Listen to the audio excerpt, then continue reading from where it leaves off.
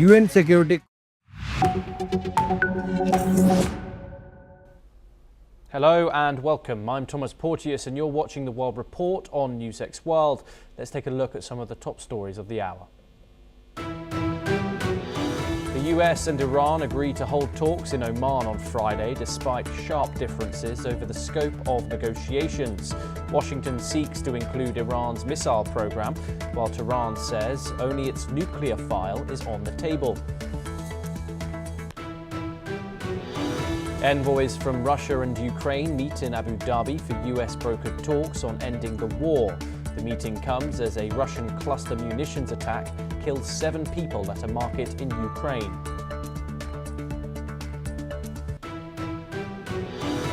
Trump says China is considering boosting purchases of US soybeans after what he calls positive talks with Xi Jinping.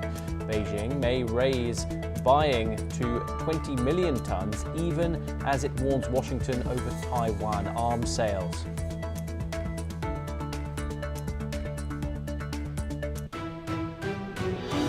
Taiwan says the Trump-Xi phone call will help stabilize regional security amid rising Chinese military pressure. Beijing calls for mutual respect with Washington while warning over Taiwan. New York City joins the World Health Organization's Global Outbreak Response Network after Trump withdraws the US from the agency. The move by Democratic leaders defies the president and seeks to maintain global health cooperation.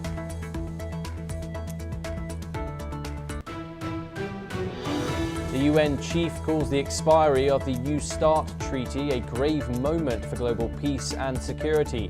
He urges the US and Russia to quickly negotiate a new nuclear arms control framework.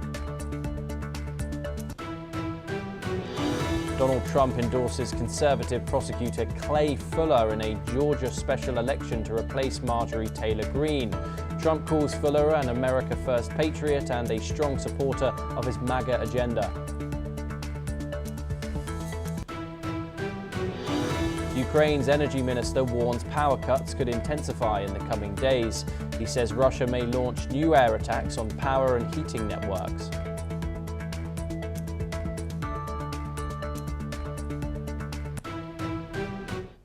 We start with developments from the Russia-Ukraine conflict, and the Ukrainian president Volodymyr Zelenskiy has revealed that the number of Ukrainian soldiers killed in the war with Russia now stands at 55,000. In an interview with France 2 TV, Zelenskiy disclosed that this figure includes both professional soldiers and conscripts. He also mentioned a significant number of official missing persons, which adds to the heavy human toll.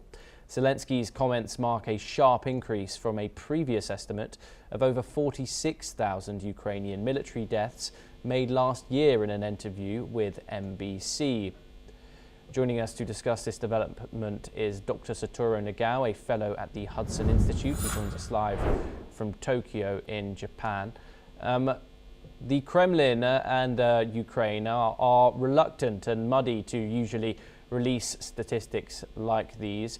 Why now has Zelensky given us this figure, and what does it say about the state of the war in contrast to that increase that Zelensky gave last year?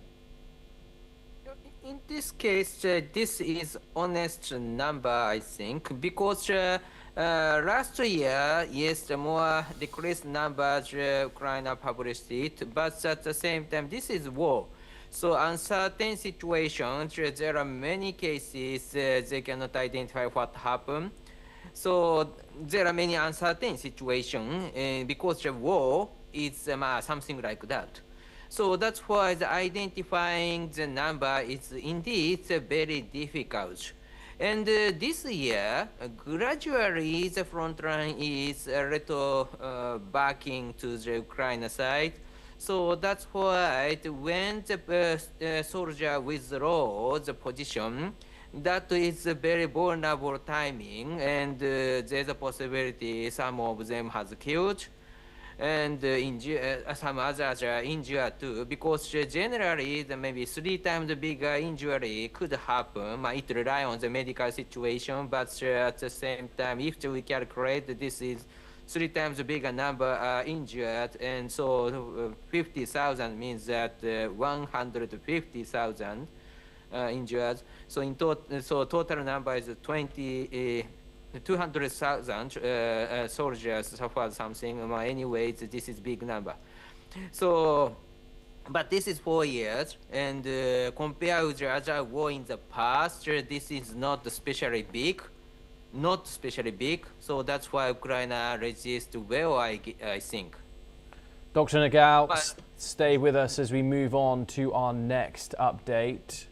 And the Ukrainian President Volodymyr Zelenskiy has also called for real peace after a new round of three-sided talks between Russia, Ukraine and the United States. He stressed that these negotiations must not give Russia an opportunity to continue the war, but instead pressure must be applied on Moscow.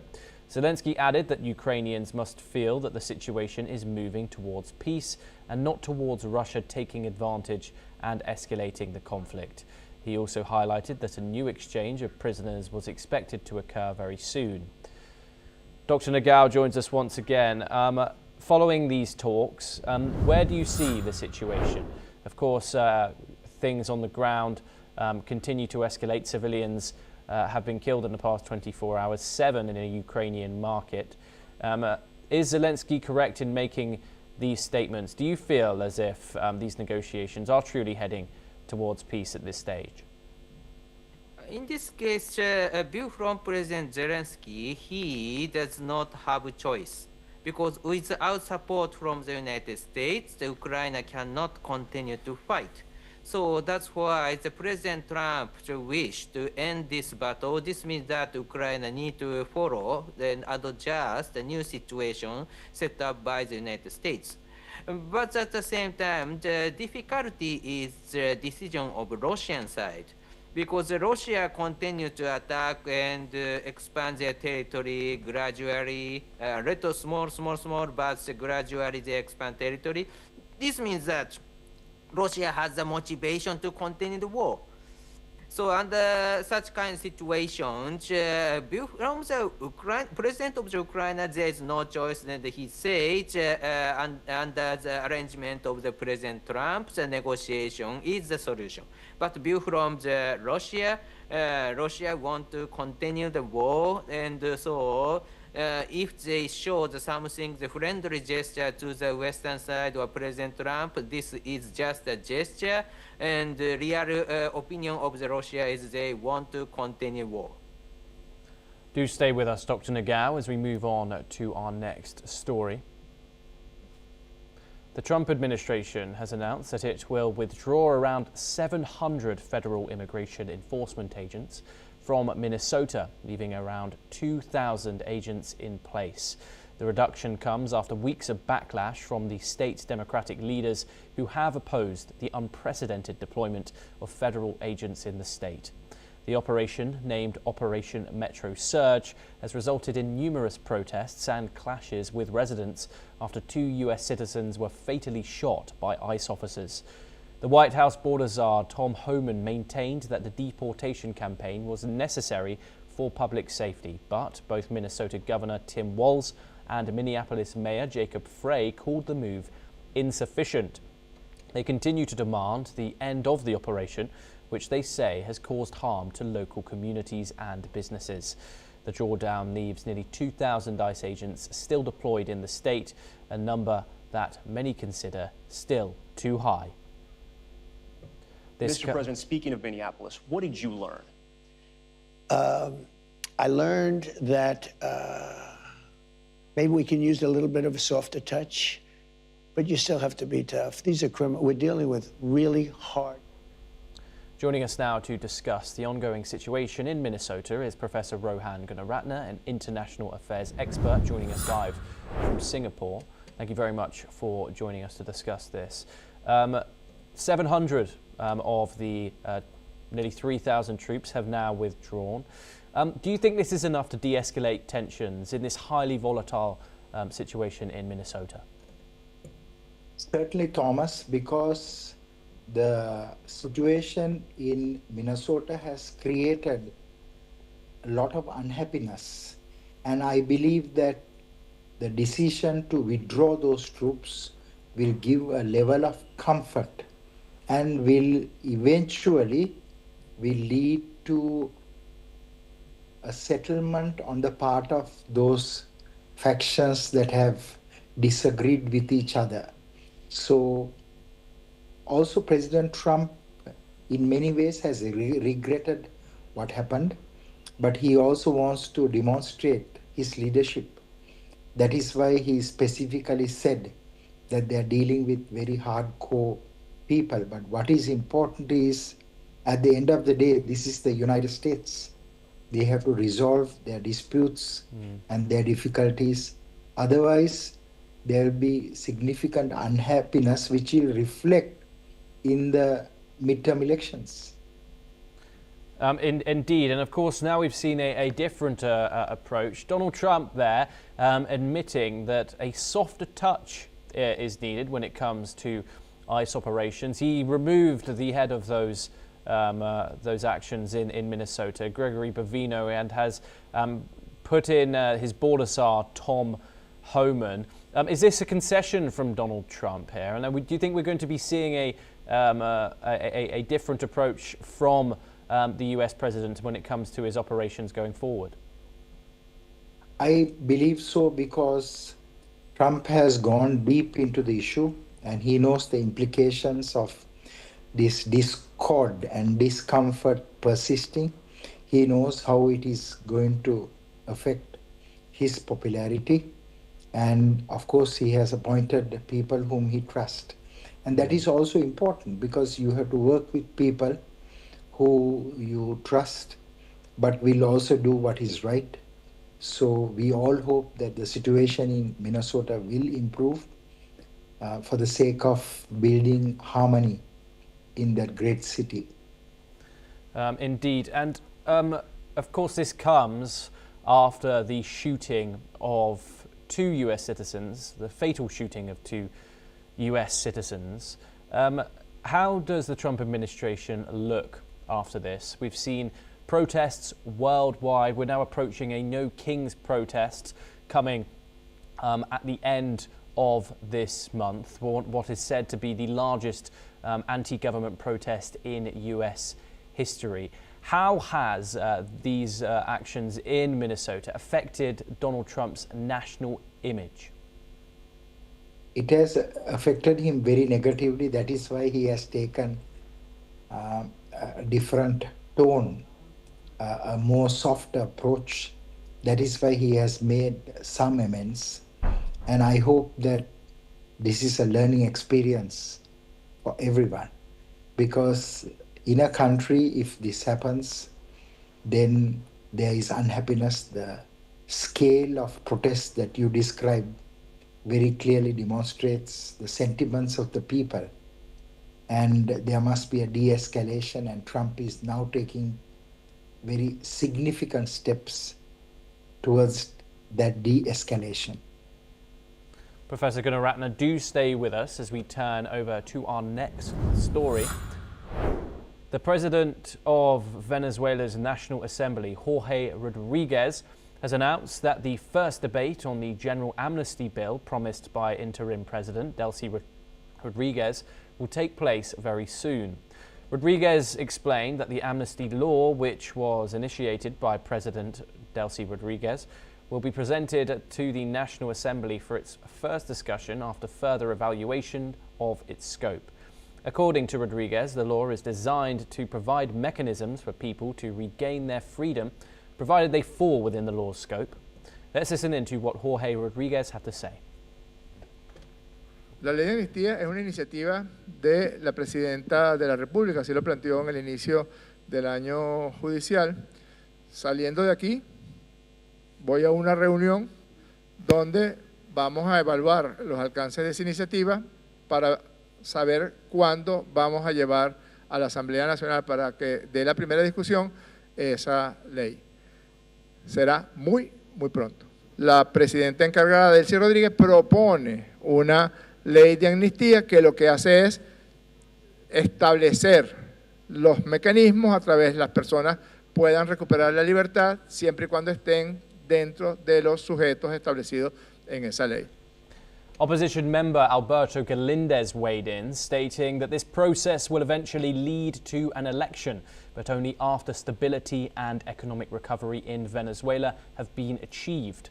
Galindez also reflected on the political failure in Venezuela, calling the current situation a terrible image that will stay with the country for a very long time.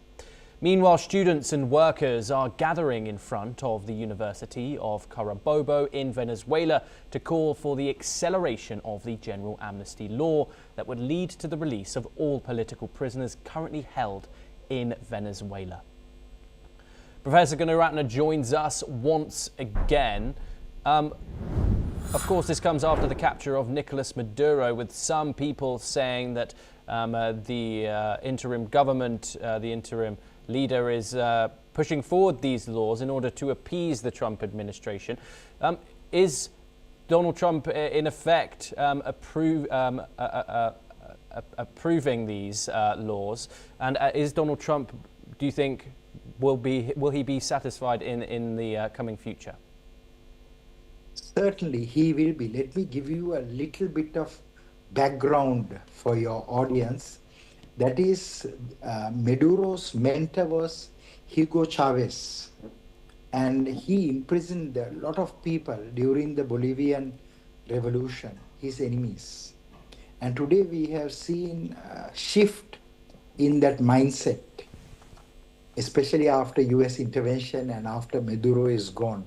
So the Americans themselves are very keen that those prisoners are released so that there will be harmony and stability in Venezuela.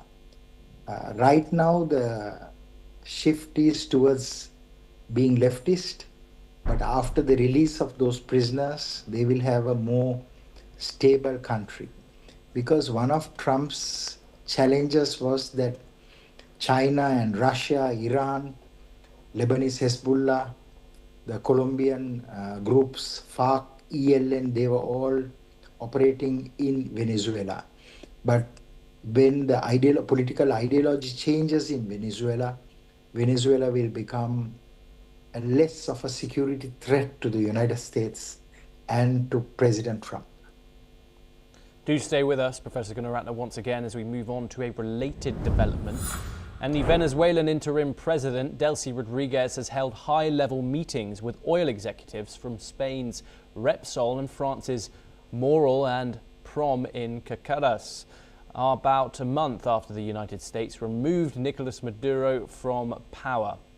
PDVSA, a state-owned oil company, said that Rodriguez met with Repsol to discuss strengthening Venezuela's energy sovereignty and win-win cooperation amid sanctions and market turmoil. She also met with Morel and Prom leaders to consolidate strategic alliances to boost the country's energy production capacity. The meetings come as Venezuela moves to open its oil sector to foreign engagement and reform energy laws to revive production after years of decline and sanctions. Analysts say the outcomes of these talks could have broader implications for the country's economic recovery and its position in global energy markets.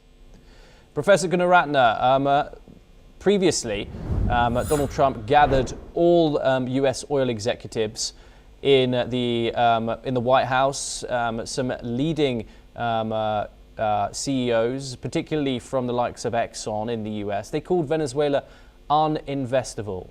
Is Delcy Rodriguez putting the correct measures in to prove that statement wrong? Definitely, we have seen that the interim president and also the opposition, they are very keen for all the sanctions to be lifted so that Venezuela can become an international player. It's a very resource-rich country. I am very confident that ExxonMobil and other American, European, and other firms will invest in Venezuela. Venezuela will not only be a playing ground for countries that the Americans have classified as inimical. That way, Venezuela has a very good chance of recovering and becoming a stable and economically viable nation in the coming months and coming years. And of course, there was huge skepticism coming out of the international community when Donald Trump first captured Nicolas Maduro. He then said that the United States was going to run Venezuela. However, do you think the government is taking the right action to please the Americans? Do you think that Delcy Rodriguez and their government are satisfying Donald Trump in cooperating with these oil companies, not just from the United States, but also from the likes of Europe as well? The new administrators and the existing administrators and the opposition in Venezuela, they're working together because they want to make sure that Trump is their friend, because they have seen the consequences of an angry Trump surgically extracting the elected president.